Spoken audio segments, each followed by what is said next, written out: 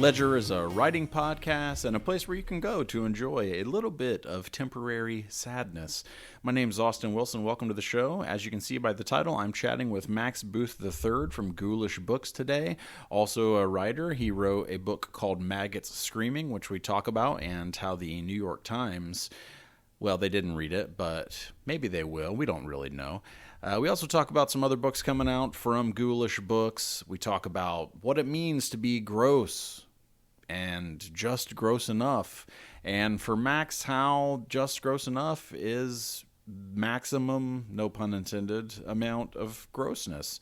And a whole lot more, including why the hell we write in the first place and put stories out there into the ether for people to read, maybe. A lot of good stuff, including a story he wrote called Indiana Death Song, which I read right before we recorded the show, coming out in his book, Abnormal Statistics, out from Apocalypse Party, which you can pre-order now. The links will be in the show notes, and I talk about them at the end of the show as well. So give it a listen, like, subscribe, say, 5 stars, rate it everywhere, tell your friends about it. Check me out on Twitter, Austin R. Wilson, and Ledger_Books, and go to austinrwilson.com. I also hang out a lot on the Ghoulish Books Discord, which I will link to in the show notes, and it's linked everywhere on Max's social media and my social media as well. So if you want to say hi, chat about writing, chat about books, chat about a lot of stuff, swing by there. I have a couple stories coming out in February of next year, 2023, with Black Hair Press in their Valentine's Day anthology. It's going to be a horror Valentine's Day anthology. I just found out I'll have 2 stories in there, so make sure you check that out when that comes out. But as for now, here's my chat with Max Booth III. I've been reading Maggots Screaming this week, and I have a few other of your books, but also because you sent me the book that's coming out, Abnormal Statistics, I did read that story that you mentioned today, so I do want to talk about that. But the big first question that popped up is, I keep hearing, and I've been reading horror, my entire life. I keep seeing people refer to splatterpunk as a genre that is associated with some of the stuff that you've done, and does that seem accurate to you? Do you think you write splatterpunk, or what does that even mean? I think some of the stuff I've written is splatterpunk.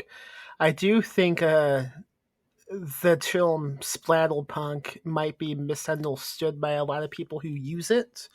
Yeah. Because I think there's a big difference between splatterpunk and, say, extreme horror. Because a lot of people, they say splatterpunk and they just mean, oh, it's super bloody and disgusting. And that's not really what splatterpunk is. Splatterpunk began, and I want to say the 80s, maybe the late 70s. And it was it's a movement, basically, challenging ideas that were typical and doing something punk with it. A lot of people kind of disregard the punk and splatterpunk. So I do have some stuff I think would qualify, like my novel Touch the Night, which is very much what would be called an ACAB book. I would say, yeah, I mean, it has a lot to say about police and stuff like that. So I would consider that splatterpunk because it has the punk aspect and it's also pretty gruesome. So that the punk aspect of it, the subversion, where you're subverting tropes, you're subverting accepted, I guess, plot lines or character development. Talk to me about how that informs some of your stuff then, subverting the things that, because, in the 70s and 80s, the people who are coming out and are being considered splatterpunk or maybe considered splatterpunk, people like Clive Barker and Kathy Koja, and is your work subverting in similar ways to that stuff, or do you think you're pushing it in a different direction? I have no idea. I tend not to, when I'm writing something, I tend not to have those types of thoughts oh yeah, I'm gonna subvert some stuff today, folks. Yeah. It just kind of happens because maybe that's just the way my brain operates. Because I do understand a book like Maggots Screaming isn't really the most typical type of book. Most of my plots tend to sound pretty stupid when you talk about them. Like, oh yeah, this novella is about a family stuck in a bathroom, and that's it. But there's something about the like a tedious plot idea that sounds really exciting to me. I don't Yeah. know quite why. Well, a tedious plot idea. What do you mean by that? Family stuck in a bathroom. That doesn't sound tedious to me. That's I very guess not. straightforward. I guess not. It doesn't sound exciting. It's Yeah. what yeah, like, well, oh yeah, a dad and a son just kind of hang out in the little kitchen. Well, when you find, like, when you read Maggots Screaming Yeah. and that like they find a finger, this is like page 2. Like, it's Hmm. not a spoiler. Like, it literally doesn't take, it doesn't pause. It just gets going. Which hilariously, as I was reading Maggot Screaming versus the story that that I mentioned a little bit, which is called Indiana Death Song at the beginning of Abnormal Statistics. Abnormal Statistics, which is a short story, is paced, I would say, slower than Maggot Screaming is, which is a novel. Talk to me about that. And that, is it a decision? Like you were just saying, you don't sit down and say, I'm going to subvert some shit. It just kind of happens. With something like Maggot Screaming, I quite enjoy writing things about just a limited cast in a limited setting talking. That's what excites me. I love to introduce like a problem or a mystery, and then I just like to create a scenario where they have to try to talk it out. Yeah. And so when you have something like Maggot Screaming, which I knew was going to be a book, so I knew I had more time to really explore things like with conversations. And I do think the way I write dialogue can sometimes seem fast paced, but compare that to Indiana Death Song, which I imagine does read as having a slow pace, especially because it doesn't have much dialogue in it. Yeah, it's a lot of internal stuff. The dialogue in it does all read very accurately, though, Yeah. and true. As I'm from Indiana, I don't know if people listening know you're from Indiana. It all read very true to me. Real Atten, Indiana. Are you from? I grew up near a place called Muncie.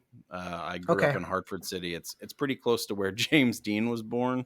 Okay. Fairmount, but I moved away from there. But I still live in Indiana, just up in the north now. But it's a weird place. I grew up in Lake Station. Yeah, I was going to ask a little bit about that. I was going to sort of pace that out towards the end of the episode, but let's just jump into it right now. Absolutely. Abnormal Statistics is the new collection that you have that's going to be coming out. It's coming out from a place called Apocalypse Party. And the first story, you said to me, you're super proud of it. You think it's one of the best, if not the best things you've ever written. And I wanted to make sure I got it read before we chatted, and I did. I read it today. And I loved it. Well, thank you. And when you said the thing about writing characters talking, it's sort of a light kind of flipped onto my head, because that's a thing that I love in my writing is having people discuss a thing and having it not seem plot driven like the discussions, but still it's there in the background. And Abnormal Statistics, without giving too much away, it's super evocative, I think, of depression, a kind of teenage misery and anxiety that I identified with quite a bit. I grew up dealing with anxiety and depression, and ended up getting help for those things. But it was a lot of it with some places that aren't actual, real life things that I know of. A lot of it felt very real to me, almost like it wasn't going to be a horror story that I know Max Booth writes. Talk to me about that. Yeah, so I've been trying to write this thing for a long time because it's mostly based on my own childhood. And for the longest time, it wasn't going to be a genre piece. It was just going to be a coming of age type of novel. Always in my head, it was going to be a novel, and it wasn't going to be genre. And I struggled a long time trying to write that.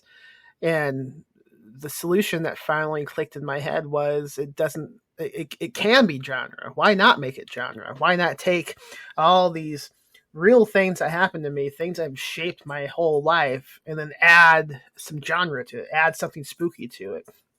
So once that clicked in my brain and I began thinking more about what that could be, everything began moving pretty fast. And the last thing that really I was struggling with was coming up with enough story to make it a novel. Until one day I was sitting at my desk trying to write it, and I thought, well, why does it have to be a novel? Why can't it be a novella? And once that realization hit, I mean, everything else quickly finished with the book, the novella. I wasn't always intending to put it in this collection. I didn't know what I was going to do with it. But as we were shaping together the table of contents of the collection with my editor, Ben DeVos, at Apocalypse Parody, we discovered most of the stories had a theme of dysfunctional families. So it seemed like I had to put this novella into the collection. It made so much sense to include it, because without the stories in this collection, no, without this novella, the stories in the collection would not even exist, I would say. Really? I think so, because I tend to have a fascination with books about families, stories about families, and I imagine a lot of that comes from my childhood and things that have happened, which is what is the novella is about. Yeah. So I don't want to spoil it for people, but I do want to talk about those things specifically. And one of my questions was, how long had this story been in your head? Because I noticed something, which is your Twitter accounts, your personal Twitter account, its handle is "Give Me Your Teeth." Yeah. So I'll say, just to introduce the novella a little bit. Yeah. It's about a teenager living in a casino hotel with his mom and dad. He's been taken out of school, dragged away from his social life, friends, anything. He spent every day living in a hotel in this terrible side of town, just casinos and shit, and nothing for a kid to be at. And there's some teeth stuff that happens, which is real the genre part of it comes in. And the idea of writing about this aspect of my childhood, it's probably been around since it was happening to me. But the teeth stuff, that was one of the last things I thought of. I think it might have been because of my Twitter name. When trying to conceive of like what type of genre spooky thing could I have in this book, at one point I must have just was reminded of what my Twitter name was and thought, well, what if something with teeth? Yeah. But the origin of my Twitter name is not as exciting. It's from I used to read Cracked.com back when I was a teenager living in the hotel. And there was a columnist named Sean Baby. His big thing was he would take normal looking images, like sometimes advertisements, and he would create these creepy as fuck captions as if that's what they were saying. And he took one of the Burger King commercial, the king, the creepy mascot. Yeah. And he took an image of the king standing over a woman sleeping, and the caption was "Give me your teeth" in red font. And that always just made me laugh. So that when I began making a Twitter account, that's what came to mind. Yeah. Yeah. Well, it goes along well with the non-genre aspects. And one of the reasons, like I mentioned earlier, a lot of the anxiety and that like embarrassment, honestly, there was a point in the story. It had nothing to do with the thing that I experienced. I remember driving home from therapy after I had checked myself into a treatment facility for mental health, and I ran out of gas. And I remember feeling this shame and embarrassment about this like failure that I had kind of heaped on my shoulders, and it wasn't really my fault. I was a kid, but the embarrassment you talk about in the story, that was one of the reasons why, like, that anxiety and that sort of teenage misery seemed so real to me and Mm-hmm. so memorable to me that I was like, man, I would be shocked if Max doesn't have similar experiences to me, or that this story is insanely personal to him. But also, I know you're a good writer, so that was something I knew we could talk about either way, Yeah. because it comes across as believable. Well, thank you. I'm glad it does. It's definitely something I knew I couldn't. I would always be stressed out about until I finally wrote it so I can move on from it, just because of how long I've been trying to crack this nut. And plus, it's just, it's like a traumatic thing that happened. And it helps to kind of wash it away with finishing something and getting it done and out. Yeah, I agree. I'm excited for people to read it. I thought it was awesome. Is writing the thing that makes you feel the most like yourself? I I think so. I until this one novella, I would probably never say like, oh, I use writing as like a therapy method. But that novella specifically, I think was. But usually, I like to write just because it's fun. It's a fun thing to do, and I don't like doing a lot of things. I don't I don't like leaving the house. I don't I don't like doing things, but I do like writing.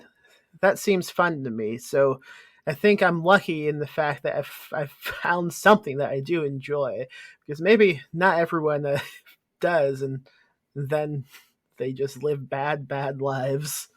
Yeah, well, I mean, maybe were you writing in the hotel Yeah, as a child? You were? I was. Yeah, I was writing, reading so many books. Um, but yeah, like sometimes it doesn't happen as often now, but when I was first getting published, I would like some of my friends and colleagues in publishing, they would always say things like, how are you getting anything else? You're so young. How is this possible? And I Yeah. mean, it's not like a magic trick or anything. Just a lot of people don't really begin writing until they're in their 20s. Like, they don't really begin trying to submit for publication, but I spent all of my teens doing nothing but being in a hotel room, writing and writing all day long. So I had plenty of prep time earlier than most people, I think. So I do believe that helped kind of get me an early jump on things. So do you think I mean, I don't think it's as cut and dry as the like 10,000 hours thing that people talk about, but I do think there's an aspect of that seems true. Mm-hmm. Because that sort of sounds like what you went through, where like you're spending all this time early on focusing on, maybe even if you didn't know it at the time, craft and being able to tell stories. Is that something that you've noticed that, okay, I got the like reps in, my repetition led to me being able to understand how to tell a story, which led to me being able to publish earlier?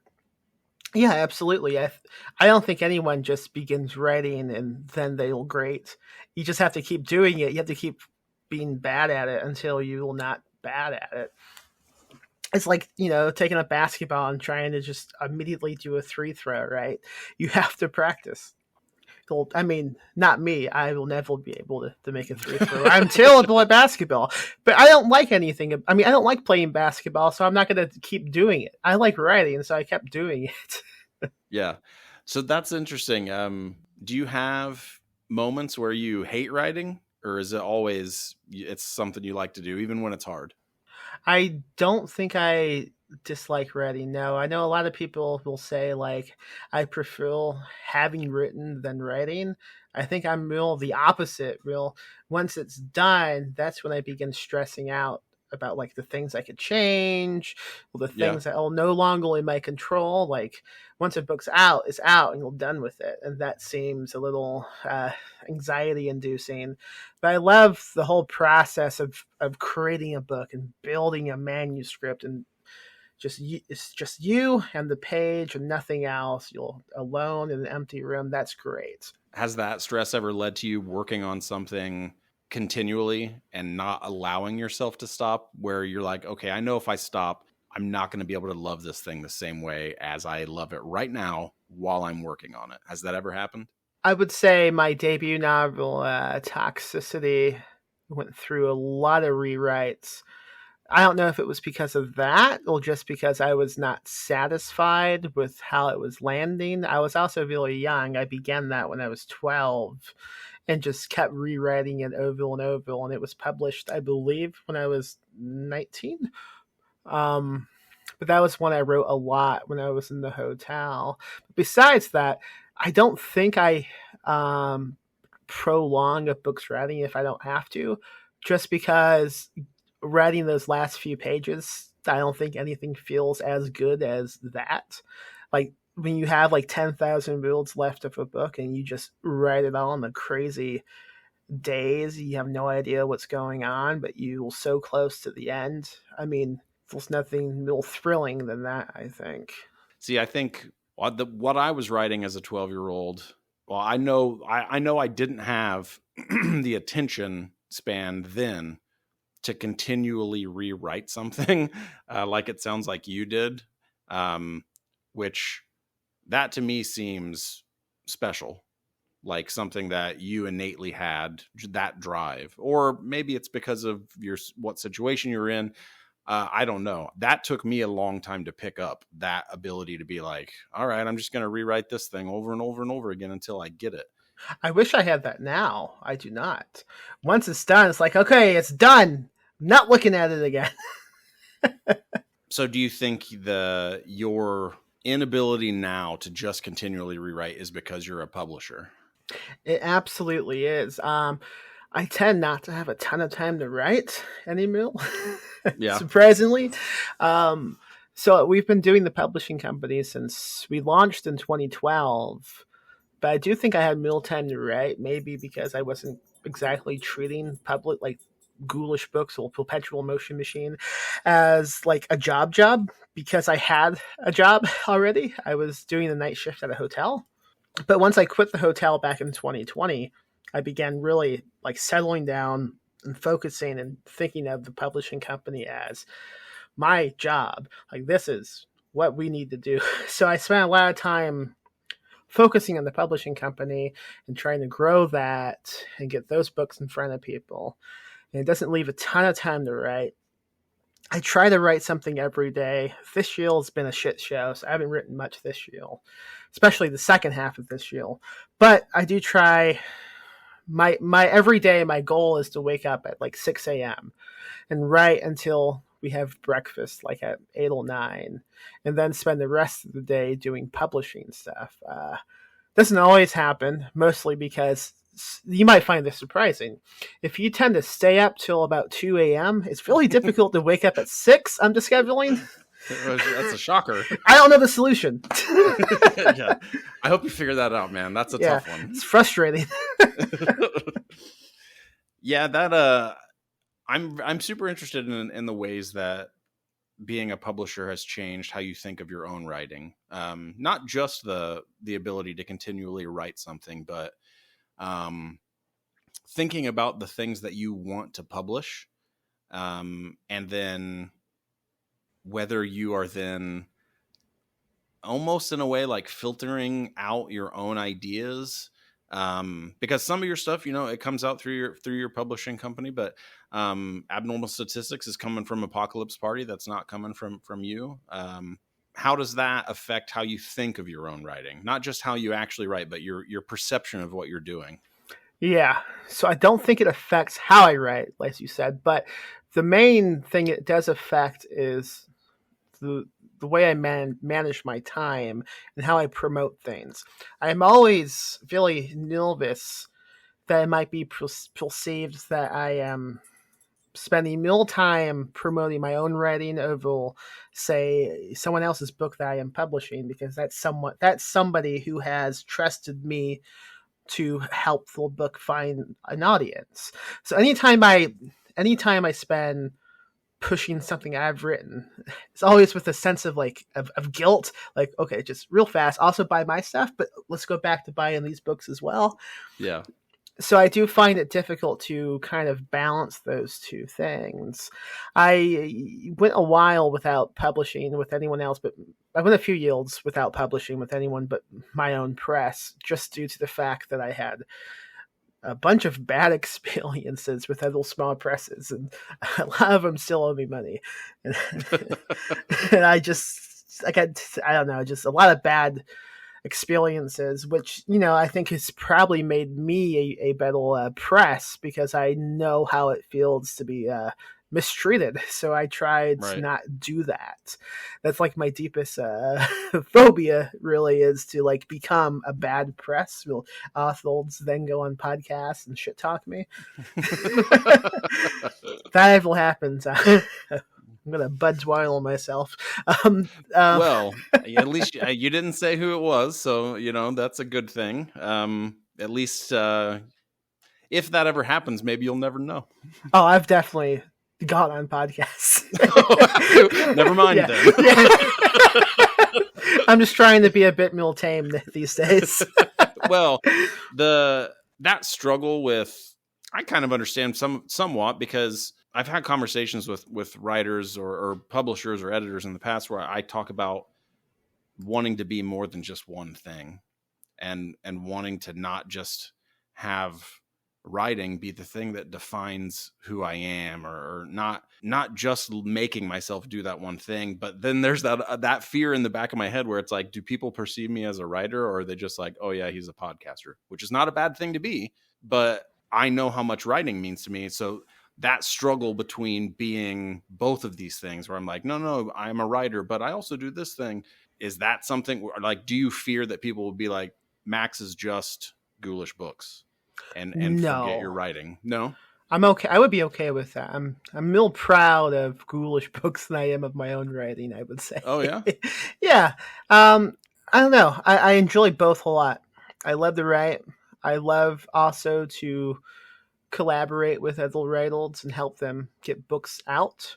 I would say publishing is way more stressful than writing by 100%, just because with writing, you don't really have anyone to let down but yourself. But with publishing, I mean, I guess I could be concerned about letting down like Apocalypse Penalty, but I'm not.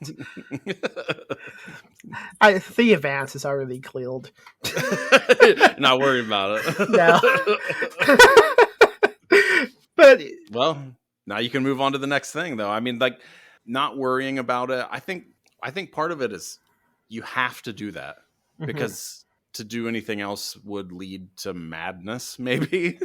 Well, I think if you're not concerned about, if you run a small press and you will not constantly pacing around and just yanking roots out of your scalp about making sure these books, find an audience, and you don't disappoint the writers that you were publishing, you might get a bit lazy and content just to let them come out and nothing happen.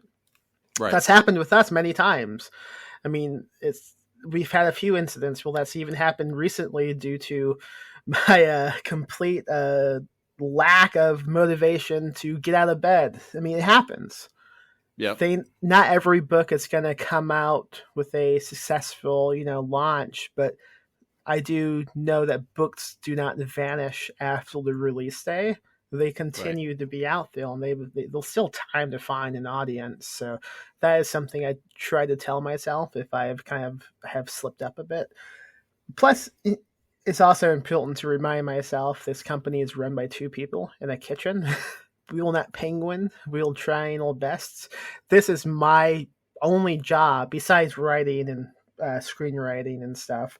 My partner, Lori Michelle, I mean, she teaches dance all week long. So, I mean, she has other things she's doing. So, I mean, we spend as much time as we possibly can on these books with the hopes that they make some type of movement. At the very least, we hope we have created a good experience for the writers we've published. Yeah, and I like what you said. Books don't vanish after they're published. They have longer lives than that. And there's a lot of stuff now. I mean, if Twitter dies, who knows what will happen after that? But the ways that you can find things now, even outside of that place.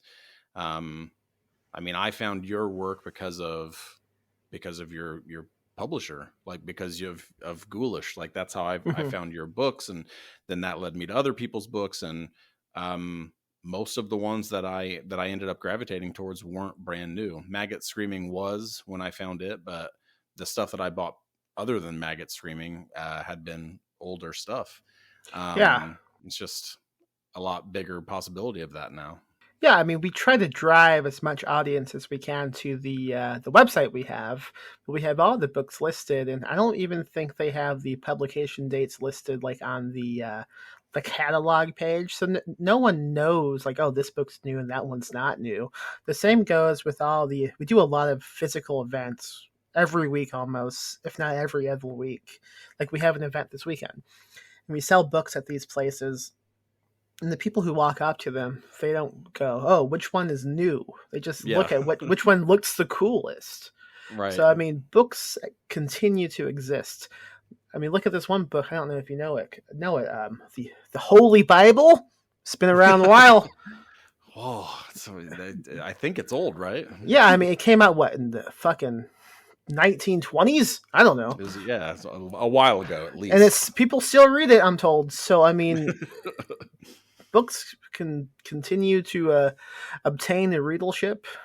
Yeah, in the future. And you are re-releasing the title just flew right out of my head. It's the cover with the hornets in the face. What is the name of the book? Cody Goodfellow's Prolific Union. That's yeah, right. Yeah. And you're re-releasing one. When did it come out originally? It came out in 2010, not by us. It came out through a press called Swallowdown Press. It was a publishing company operated by Jeremy Robert Johnson, who now just writes. He wrote the book The Loop, which is what he's most popular for. Yeah. But yeah, Prolific Union came out through that press. That press went down, and that book has been out of print for like a decade until now.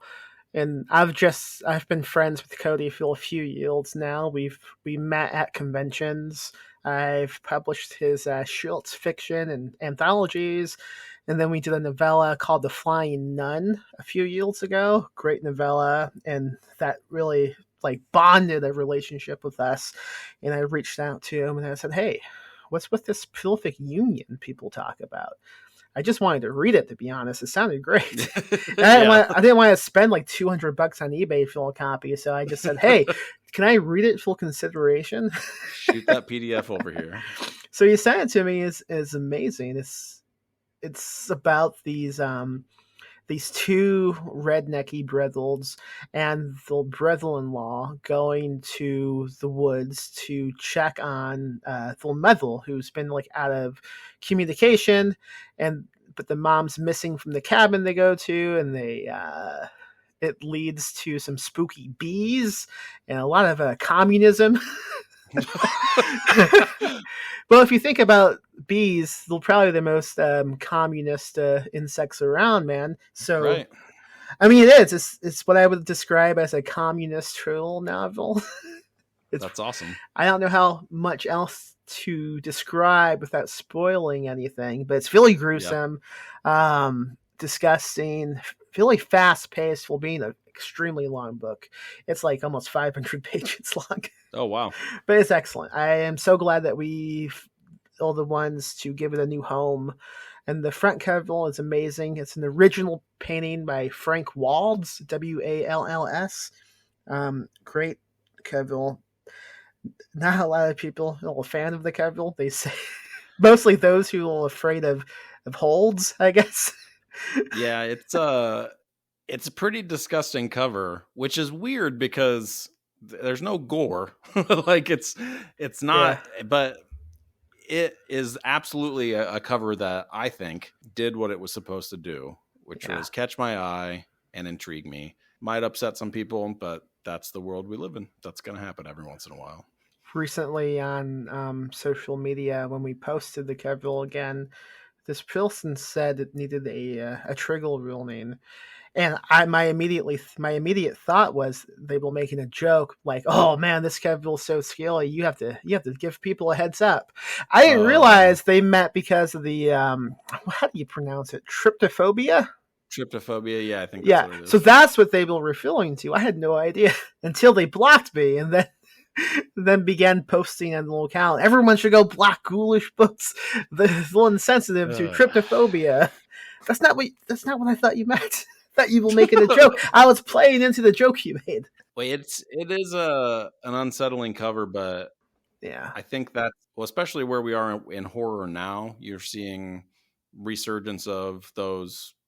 I mean, Paperbacks from Hell is the book that got published through Quirk with Grady Hendrix and Will Erickson that really celebrated those covers from the 70s and the 80s. And I think you're seeing a resurgence to some of those types of covers. And I think this absolutely falls into that camp where it's meant to be shocking. I agree. And going back to like the original question you asked me, I would describe this as a splatterpunk novel too. It's really political and gruesome. Yeah. I'm excited to read it. The second I saw the cover, I was like, oh, yep, I'm going to read that thing. But that also, I had another question, and I've sort of talked about this in the past with some of my other guests. The challenge to balance between too disgusting or just disgusting enough. That challenge of making sure the reader is like, oh, this is disgusting and I'm going to keep reading it, versus this is disgusting and I've got to put this down. How do you go about it as a writer, and then how do you go about it as a publisher? Oh, I embrace it, and I encourage anyone to be as disgusting as possible at any given moment. There's no limit for you. I don't think so. No, I mean, I think it depends on what type of tone and what type of book you will try to write. The stuff I tend to write, I don't have many restrictions when it comes to that, which may be why agents don't respond to my emails. But I always encourage, even in my edits of books that we have published, if it's a book that does deal with gross stuff, I usually will add a comment like, "Hey, you could expand on this, you know." You can make this grosser. Exactly. I don't know. I feel like if you're gonna go for it, why not really go for it? Yeah. Yeah. But so you've had a book adapted. Would you describe that book as the most disgusting thing that you could think of, or was that, I don't want to say tamer, but mainstream film or like TV, the gross factor tends to be lower than the stuff that I've read of yours, and especially hearing you say like, go grosser. Is there a time when you're writing where you're like, okay, I am going to be less gross here? I don't think it serves the story, and this is a story that I think should get a wider release, so I need to make it a little less gross. So I don't think I've ever had the this won't get a wide release type of mindset, because I know that for a fact I don't, because when I was writing Maggots Screaming, before I really like got into it, I thought this is going to be a good book. This is going to be the one that, you know, gets me an agent, gets me like a big publishing deal. This is going to be the book. And then halfway through it, I realized, nope, this isn't. No, it is not. I didn't even bother sending it out because I knew how gross it had gotten. There was no way, and the option of restricting that didn't cross my mind, because then it wouldn't be the same book I set out to write. But on discussing this, though, I'm going to spoil a lot of We Need to Do Something. So if anyone hasn't watched or read the book, oh well, it's been out for a few years now. So the one relevant thing I can mention is, in the book, the son dies, and he is rotting in the bathtub with the family until the dad decides, we need to eat this body. And he proceeds to get a piece of glass, cut the corpse open, and then eat the inside of the kid's body. And he then vomits on the ground and slips on his own vomit and rolls around in it. That is not in the movie. I wanted it to be in the movie, but when I was going through drafts with my my film agent, he said we can't include this. I said I think we should. He said I'm pretty confident I can sell the screenplay to somebody, but if this is in the screenplay, I am not as confident. And I said that makes sense, so I cut. That's when I did cut it. That's about the only time I can think of censoring myself due to being afraid of like a wider release not happening. Yeah, I mean, to me, that's not censoring. I know what you mean when you say it that way. Yeah. But I do like thinking about the audience in any way as you're putting a story together or like worrying about the story. I think that is super dangerous, just as a way for you to tell, like you said, to tell the story that it should be. Yeah, I don't think anyone should have like the audience in mind at all when they write something. With that said, though, I'm going to contradict myself a little bit. I forget who said this once, but they said you should try to write with like one person in mind, like pretend like they're going to be the one who reads this and try to like, I don't know. So I do that a lot, and I try to think of how like they might respond to the text or what they might be expecting and how I can maybe surprise them. Yeah, So that I do find that helpful, but I do think in like the very beginning of like conceiving of a book, any idea of someone reading it should not even be a thing in your brain. You should just whatever little crazy chemicals are floating around inside your skull, you should just let them do what they do until something comes out that is completely you. You know what I mean? Like that isn't persuaded by but what's the New York Times going to think? They're not going to think anything. If we're not going to read maggots screaming, they're not going to read this. No, I agree with you, and that concept of telling the story as if you're telling it to a person, I think is so awesome and very helpful, because you do want humans to be able to read the story or to interact with the story, and thinking about surprising a person or the ways that you can utilize all your storytelling tools. Those are good things, but yeah, you do want to definitely steer clear of the idea of being like, well, I really want everyone to like this, because it's not going to happen. It doesn't matter what you're writing. Like especially if you're writing something, say, funny. Yeah, like Maggots is fairly much a comedic book, so you kind of think, does this make me laugh? Yes. Do I think this will make this one other person laugh? Yes. Okay, then that's all I need to know. Yep. If it's not making me laugh, if I don't think it's going to make this one other person laugh, then maybe I need to keep tweaking it. And that's probably like the best judgment you can have, and that's all you can hope for. And then maybe other people will respond to it. Who knows? Yeah, that was in the last chat I had with Stephanie Wojtovich. We talked about how you can't control what the audience thinks, and that's a good thing, because you can just move on. don't even give energy to the thought, because it doesn't matter. Just tell the story. I mean, you can always like slip into the DMs and be like, "Hey, I saw that review you posted, and I'm gonna kill your family." That's a bad idea. Don't do that. Definitely a bad idea. Also, do you read reviews, or do you skip them? I would love to skip them, but I'm way too egotistical and obsessed, and I can't stop. I would love to stop. Do you have any tricks to help me not do that? The biggest thing for me, every time I've ever read a review of something that I've written, I've literally never gotten. It's never helped me write ever. Mm-hmm. Yeah, and that's one of the things that I like stab into my own brain. Like, doing this is not going to help you in any way. If it's a good review, it's not going to help you. If it's a bad review, it's double not going to help you. So you might as well either go write, or you don't even go write. Go play a video game. Like, do something other than reading the review. I don't think many good reviews have ever impacted me at all. Like, I don't even like feel good after I read a good review. I'm like, all right. But then I'll seek bad reviews. And maybe I'm just like, Yeah, I think I'm addicted to feeling bad. It's what this is, because if I see a bad review, I'm like, okay, yes, and I'll click it and read it, and I'll go, this fucking guy. But like, I, it's something I enjoy secretly. Maybe I don't know. I don't know what's wrong with my brain. I wonder, yeah, is it because you have you feel the need to prove people wrong, or are you just like, fuck this person because I know I'm good, or No, it wouldn't be that. not that? No, I don't think I've ever thought. No, I am great. I don't think I've ever thought I've never thought that either.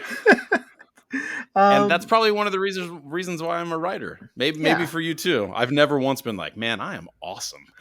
I don't know. In my decade of publishing, I have encountered many writers who thought they were the best new writer of all time, and sadly, they have all been proven wrong quickly. Yeah, it's not.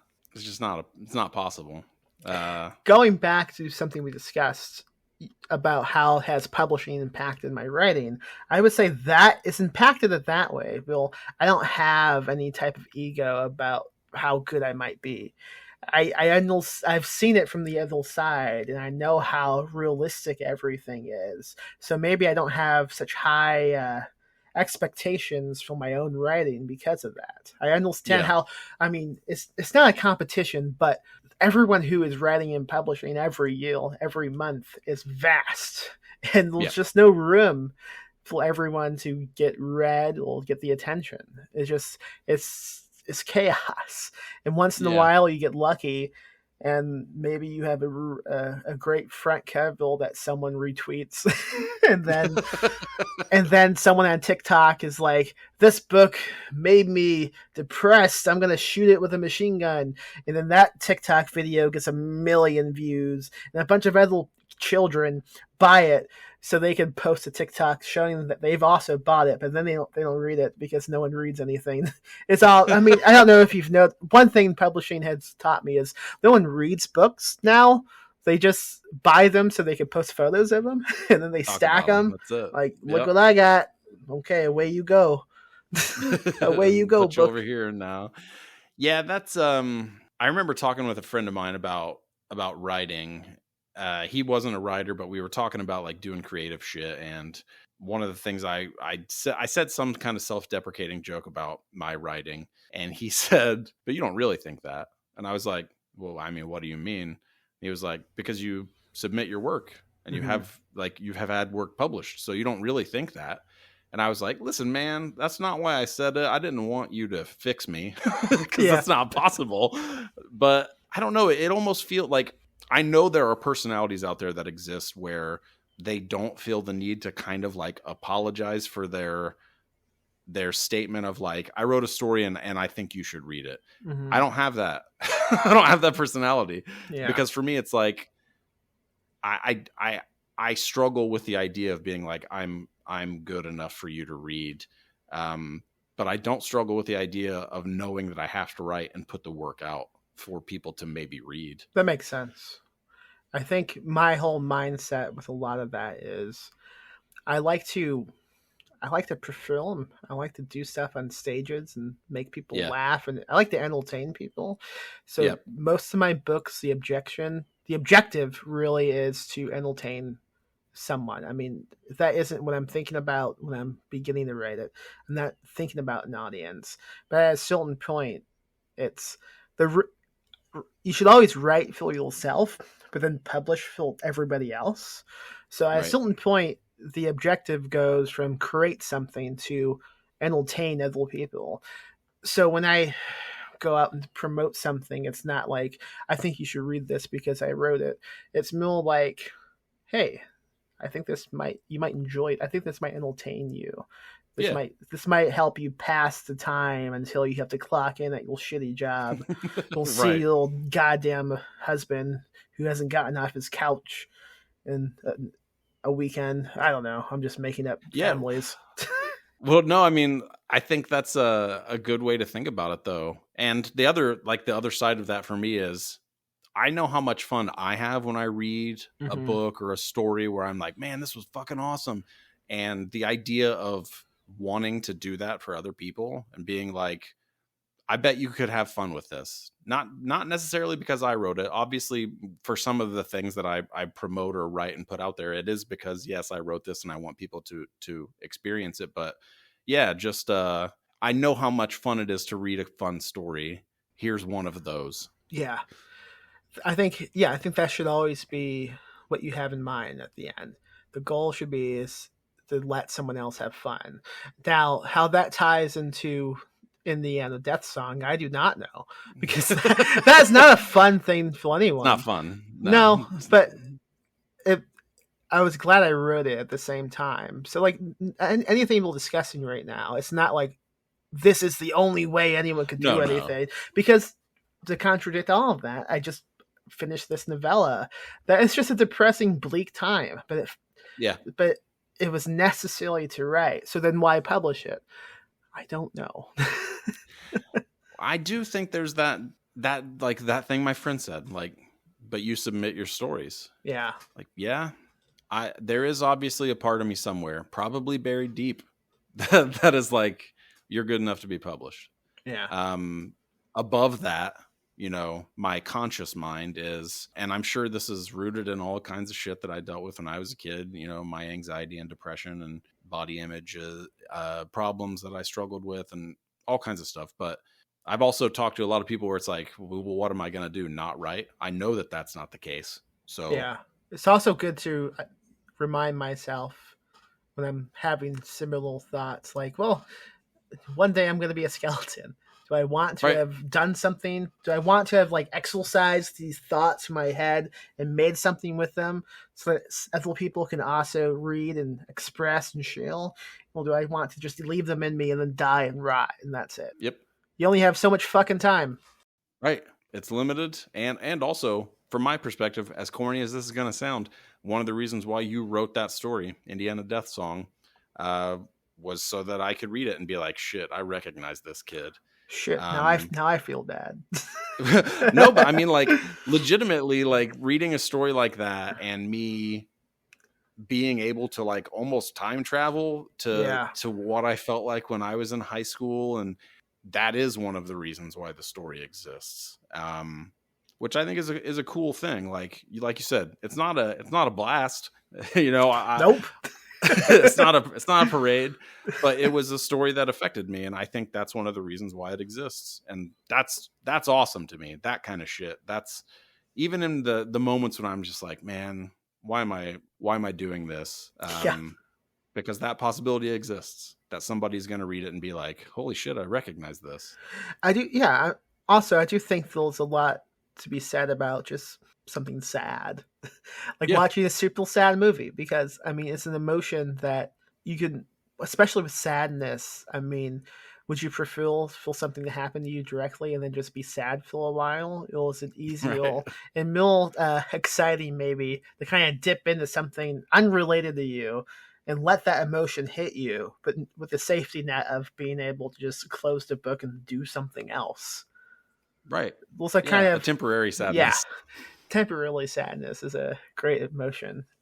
It's when you can't get rid of it that it kind of sucks. That's the bullshit one. That one's not fun. Well, I really loved the story. Like I said, I'm pumped to read the rest of the book. I read that one just to get ready for the podcast, and thank you. I've got some of your other stuff that I'm going through as well. What's Ghoulish have out right now that you think people should pick up? Yeah, absolutely. So I talked about Perfect Union already. Jessica McHugh has 2 books that just came out recently: Rabbits in the Garden and Hills in the Hedgerow. These are 2 installments of a trilogy called the Gardening Guidebooks Trilogy. They are about a lot of insane things: asylums, serial killings, cults, Thanksgiving. These books are crazy. Rabbits in the Garden came out, I think, also a decade ago. That was a reprint that we did from a different press because she had this sequel written that hadn't come out yet. So it was time that we put both books back out into the universe, and I hope people pick them up because they are fantastic.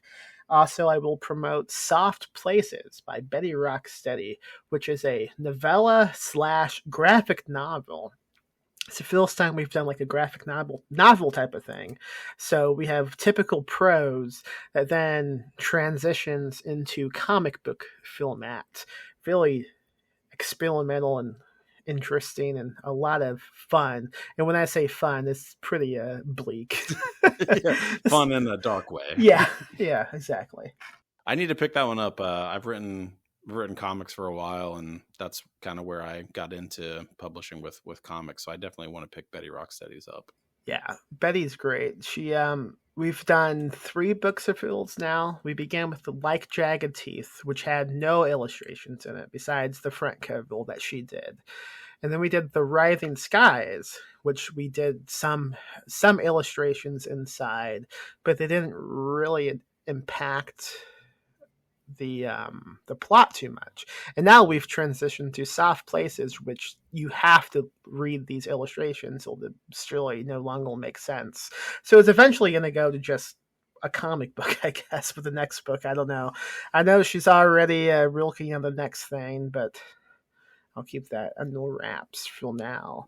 Ooh, intrigue. The only other thing I'll promote is in January, we're launching a Kickstarter for Ghoulish. So, like, nothing too crazy. Just last year, we did this thing on the website where people could pay like one payment up front, and then they would subscribe to every book we put out in 2022. So we were doing that again, but through Kickstarter, just to hopefully gain more excitement, basically. Oh, that's cool. That's an awesome idea. I will 100% pledge to that. I am holding you to that. Trust me, I will. You'll see my email show up. I really appreciate you coming on the show and chatting. Everybody check out Ghoulish Books everywhere online. There's Ghoulish Books Discord. I hang out in it all the time. It's a cool place to go to. You can check my Twitter, Max's Twitter, to find the invite, but I think it's also just plastered all over the internet, so you can find your way there. Max, super awesome chatting with you. Thank you so much.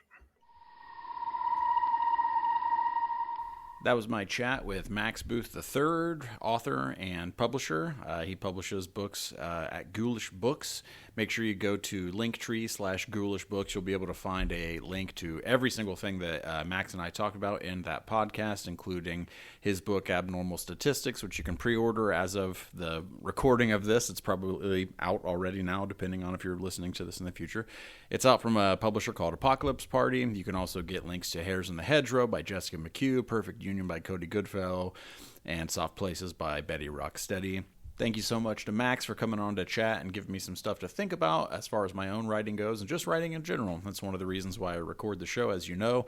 Thank you very much to you for listening. Swing by my website, austinrwilson.com, to check out my work, where it's been published. I just recently got 2 stories accepted to be in the Valentine's Day anthology coming out from Black Hair Press in 2023, so look out for that. I'll be sharing links of that on my Twitter, which is Austin R. Wilson, also Ledger Score under podcast, and probably also on the Discord that we talked about, Max's Ghoulish Books Discord, which you can also find a link to on the link tree that I mentioned. I hang out in that Discord pretty regularly. Not really sure what other places I'm going to be at online as far as social media goes than the ones already mentioned. If Twitter ends up dying, who knows? But watch out for me in all those places, and watch out for new episodes of Ledger coming at you very soon. Thanks.